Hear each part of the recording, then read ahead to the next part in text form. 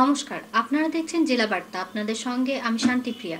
কোপাই নদী দখল করে বেআইনি নির্মাণ বন্ধ করে দিল বীরভূম জেলা শাসক। এদিন কোপাই তীরে পরিদর্শন করেন জেলা প্রশাসনের কর্তা ব্যক্তিরা। জানা গিয়েছে, সরকারের কোনো দপ্তরের অনুমতি ছাড়াই ঐতিহ্যবাহী কোপাই নদীবক্ষ দখল করে বৃহৎ নির্মাণ চলছিল। খোয়াই মামলায় সুপ্রিম কোর্টের নির্দেশ অনুসারে নির্মাণ কাজ বন্ধ করে দিল প্রশাসন। সদ্য ওয়ার্ল্ড হেরিটেজ তকমা পেয়েছে শান্তিনিকেতন। সেই শান্তিনিকেতনের গোয়ালপাড়া ঐতিহ্যবাহী কোপাই নদীর পাড় থেকে শুরু করে নদীবক্ষ দখল করে নির্মাণ চলছিল। কবিগুরুর একাধিক লেখনীতে স্থান পাওয়া আমাদের ছোট্ট নদী বেদখল নিয়ে সরব হয়েছিল সকলেই। অভিযোগ, শাসক দল তৃণমূল নেতাদের মদতেই কোপাই নদীবক্ষে নির্মাণ চলছিল। তারপরে কোপাই নদীর তীর পরিদর্শনে আসেন বীরভূম জেলা শাসক বিধান রায়, অতিরিক্ত জেলা শাসক অসীম পাল, বোলপুর মহকুমা শাসক অয়ন নাথ, বোলপুর ভূমি ও ভূমি সংস্কার আধিকারিক সঞ্জয় দাস, সেচ বিভাগের আধিকারিক শিবনাথ গঙ্গোপাধ্যায় প্রমুখ। এমনকি নদীর তীর সহ বেআইনি নির্মাণ স্থান মাপচোক করে দেখা হয়। পরে এই কাজ বন্ধ করে দেওয়ার নির্দেশ দেন জেলা শাসক। পাশাপাশি কোপাই নদীর পাড়ে যাতে বেদখল না হয়, বেআইনি নির্মাণ না হয় তা দেখার জন্য অন্যান্য আধিকারিকদের নির্দেশ দেন জেলা শাসক। উল্লেখ্য, 2013 সালে শিল্পী যোগেন চৌধুরী খোয়াই মাচাতে একটি মামলা করেছিলেন। সেই মামলায় সুপ্রিম কোর্ট 11টি মৌজা নির্মাণের স্থগিতাদেশ দিয়েছিল। তার মধ্যে মধুসূদনপুর মৌজা পড়ছে, আর সেই মৌজার অন্তর্গত জায়গাতেই কোপাই দখল করে বেআইনি নির্মাণ হচ্ছিল। সুপ্রিম কোর্টের নির্দেশকে হাতিয়ার করে জেলা শাসক নির্মাণ বন্ধ করে দেন। বীরভূম জেলা শাসক বিধান রায় বলেন, আমরা ঘুরে দেখলাম নদীর গতিপথ বদল হয়েছে, তবে এখানে যে নির্মাণ হচ্ছে তার কোনো অনুমতি নেই, তাই নির্মাণ বন্ধ করে দেওয়া হলো। পরবর্তীতে যারা এই কাজ করছিল তাদের বিরুদ্ধে ব্যবস্থা নেওয়া হলো।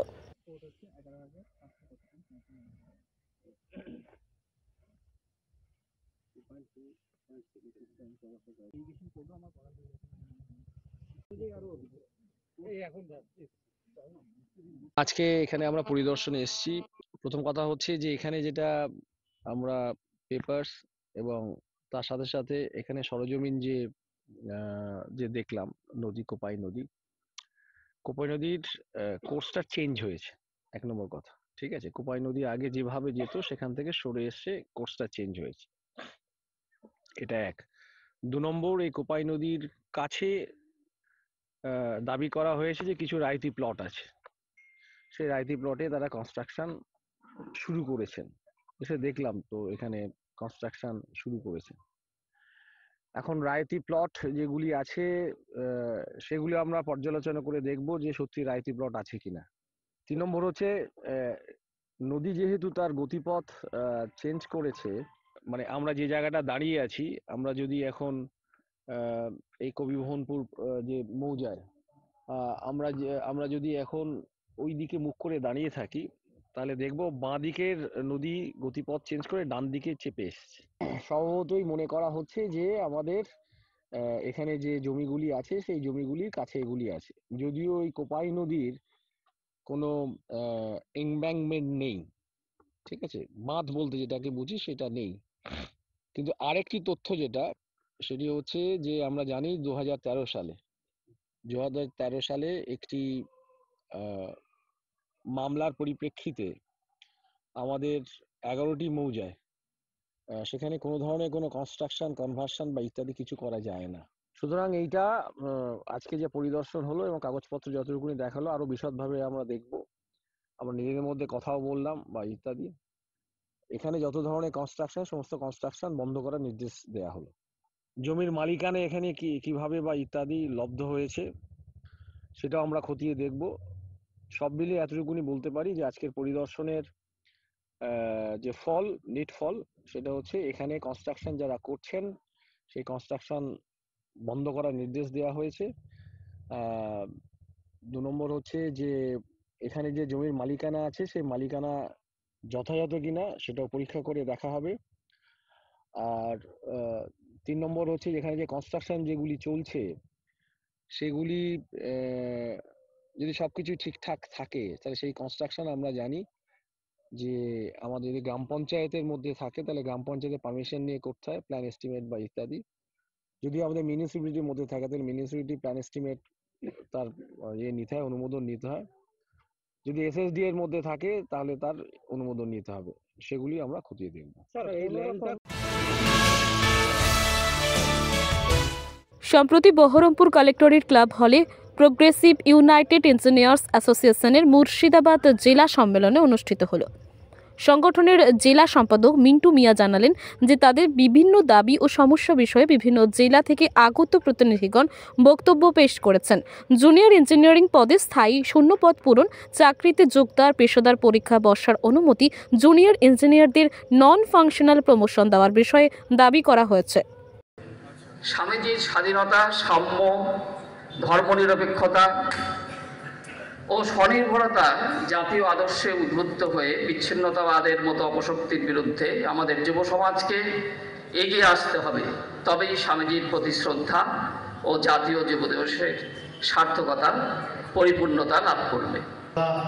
এবং দেবরাজ সিংহ রায় এবং আমাদের সেন্ট্রাল নেতৃত্ব সকলকে অনুরোধ করব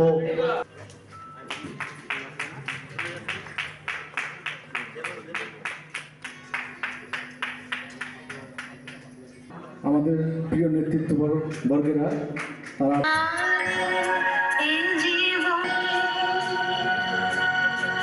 progressive United engineers association Murshidabad ডিস্ট্রিক্টের আজ ডিস্ট্রিক্ট কনফারেন্স হচ্ছে। আপনি আপনার পরিচয় দিয়ে আপনার সংক্ষিপ্ত বক্তব্য যদি পেশ করেন তাহলে খুব ভালো হয়। নমস্কার।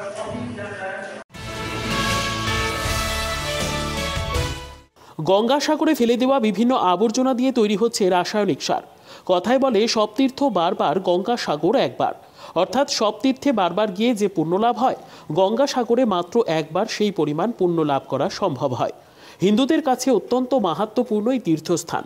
গঙ্গা নদী এখানে সাগরে এসে মিশেছে, তাই এই স্থানের নাম গঙ্গাসাগর।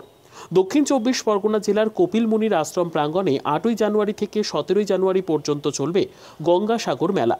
এই বছর অন্তত ৪০ লক্ষ পুণ্যার্থী আসবেন বলে আশা করা হচ্ছে জেলা প্রশাসনের তরফ থেকে। কুম্ভ মেলার পর সবথেকে বড় মেলা হলো গঙ্গাসাগর মেলা। আর এই উৎসব উপলক্ষে প্রচুর মানুষ জড়ো হন এই গঙ্গা বক্ষে। আর দেশ বিদেশ থেকে যে সমস্ত তীর্থযাত্রী এই গঙ্গাসাগর মেলাতে পুণ্য লাভের আশায় আসেন, তবে এত মানুষের সমাগম হওয়ার কারণে সাগর চত্বরে প্রচুর পরিমাণে ময়লা আবর্জনা একসাথে জড়ো হয়। আর সেই কথা মাথায় রেখে এক স্বেচ্ছাসেবী সংস্থার উদ্যোগে তাদের কথা অনুযায়ী শুদ্ধিকরণ প্রতিবার গঙ্গাসাগরের অঙ্গীকার। অর্থাৎ এই গঙ্গাসাগরে ফেলে দেওয়া বিভিন্ন আবর্জনা দিয়ে তৈরি হচ্ছে রাসায়নিক সার। এছাড়াও মেলায় ব্যবহৃত যে সমস্ত প্লাস্টিকের ফেলে দেওয়া বোতলগুলি আছে, সেগুলি দিয়ে লোকেরা চলে যাওয়ার পরে কাচের বোতল, পুরনো কাপড় এবং অন্যান্য জিনিস সৈকত থেকে সংগ্রহ করা হচ্ছে প্রতিনিয়ত, যা পুনর্ব্যবহার করা যায়। ব্যবহৃত কাচের বোতলগুলি রঙিন করে সুন্দর ফুলদানি তৈরি করা হচ্ছে।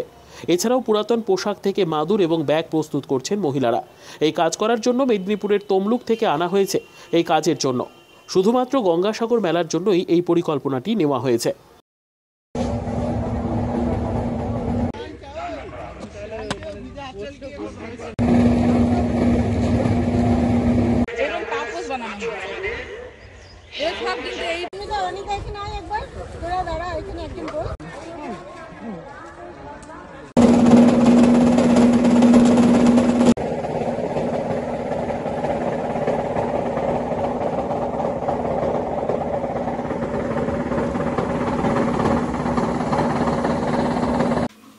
নিয়ে নিচ্ছে একটি ছোট্ট বিরতি। ফিরে আসছি বিরতির পর। সঙ্গে থাকুন ভয়ের সঙ্গে নির্ভয়ে।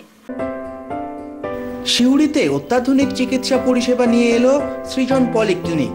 ওষুধের দোকান সহ অত্যাধুনিক মানের প্যাথোল্যাব, কম্পিউটার তথা অত্যাধুনিক মেশিনে রক্ত, মল, মূত্র ও থাইরয়েড পরীক্ষার সঙ্গে এখানে রয়েছে বিশিষ্ট চিকিৎসকদের বসার চেম্বার। রোগীদের স্বাচ্ছন্দ্যের কথা ভেবে সম্পূর্ণরূপে এসি নিয়ন্ত্রিত সৃজন পলিক্লিনিকে রয়েছে বসার সুবন্দোবস্ত, বিশুদ্ধ পানীয় জল ও টয়লেটের ব্যবস্থা। এখানে বসছেন সিউড়ি সদর হাসপাতালের বিশেষজ্ঞ চিকিৎসক সহ অন্যান্য শহর ও হাসপাতালের বিশিষ্ট চিকিৎসকরা। সৃজন পলিক্লিনিক ও প্যাথোল্যাব, সিউড়ি, বীরভূম। সিউড়ি সদর হাসপাতালের পাশে ফাঁড়ি ঘরের উল্টো দিকে। Mobile number 8373071019, 9474437713, 9434326822। ফিরে এলাম বিরতির পর। ফের মালদায় রক্তাক্ত মৃতদেহ উদ্ধার এক টোটো চালকের। ঘটনার তদন্ত শুরু করেছে পুলিশ। চাঞ্চল্যকর ঘটনাটি ঘটেছে মালদা জেলার ইংলিশ বাজার পৌরসভা 23 নম্বর ওয়ার্ডের নেতাজি কলোনি এলাকায়। মৃতদেহ আনা হলো ময়নাতদন্তে মালদা মেডিকেল কলেজ হাসপাতালের মর্গে। মৃত টোটো চালকের নাম সঞ্জয় চৌহান, বয়স 22 বছর। পরিবারে রয়েছে স্ত্রী প্রিয়াঙ্কা চৌহান ও এক মেয়ে। সঞ্জয় পেশায় একজন টোটো চালক। মৃত টোটো চালকের বাড়ি বালুরঘাটের কাদিরপুর বটতলা এলাকায়। কর্মসূত্রে বিয়ের পর থেকেই সঞ্জয় শ্বশুরবাড়ি মালদা জেলায় নেতাজি কলোনি এলাকায় থাকতেন পরিবারকে নিয়ে। অন্যান্য দিনের মতন গতকালও টোটো চালিয়ে বাড়ি ফেরার পথে কে বা কারা তাকে রাস্তায় ধরে বেধড়ক মারধর করে ধারালো অস্ত্র দিয়ে আঘাত করে সারা শরীরে। পরিবারের লোকেরা তড়িঘড়ি উদ্ধার করে আজ সকালে মালদা মেডিকেল কলেজ হাসপাতালে নিয়ে আসলে জরুরি বিভাগে চিকিৎসকরা ওই টোটো চালককে মৃত বলে ঘোষণা করে। পরিবারের অভিযোগ, কে বা কারা হয়তো রাস্তায় ওই টোটো চালককে বেধড়ক মারধর করে গলায় ব্লেড ও সারা শরীরে ব্লেড মেরে আঘাত করে বলে অভিযোগ। পরিবারের আরও দাবি থাকে খুন করে লুটপাট করে রাস্তায়। এই বিষয়ে ইংরেজ বাজার থানায় লিখিত অভিযোগ দায়ের করা হয়েছে মৃতের পরিবারের তরফ থেকে। ঘটনার তদন্ত শুরু করেছে ইংরেজ বাজার থানার পুলিশ। মহিষা গ্রামে মহিষা মর্দিনী পুজো উপলক্ষে বসেছে একদিনের মেলা। আজ পয়লা মাঘ, দিকে দিকে সমস্ত দেবদেবীর পুজো অনুষ্ঠিত হচ্ছে। সেইরূপ রাজনগর ব্লকের ভবানীপুর পঞ্চায়েত এলাকার মহিষা গ্রামে মহিষা মর্দিনীর পুজো উপলক্ষে বসেছে একদিনের মেলা। উল্লেখ্য, বর্তমান মহিষা গ্রাম নামের একটি পাড়া থাকলেও অন্য পাড়াটি বিলুপ্ত। তবে একদা বসবাসকারী পরিবারগুলোর বসতভিটার ধ্বংসস্তূপ বিদ্যমান। এছাড়াও রয়েছে মহিষা মর্দিনী ঠাকুরের বেদি। গুড়কাটা মাচানতলি গ্রাম মধ্যবর্তী জঙ্গলের মধ্যে অবস্থিত ছিল লুপ্ত হয়ে যাওয়া মহিষা গ্রাম। এই গ্রাম উঠে যাওয়ার পেছনে রয়েছে ইতিহাস। এখান থেকে উঠে যাওয়া পরিবারের বংশধর সুভাষ মণ্ডল, আদিত্য প্রসাদ মণ্ডলরা একান্ত সাক্ষাৎকারে শোনালেন সেই ইতিহাস।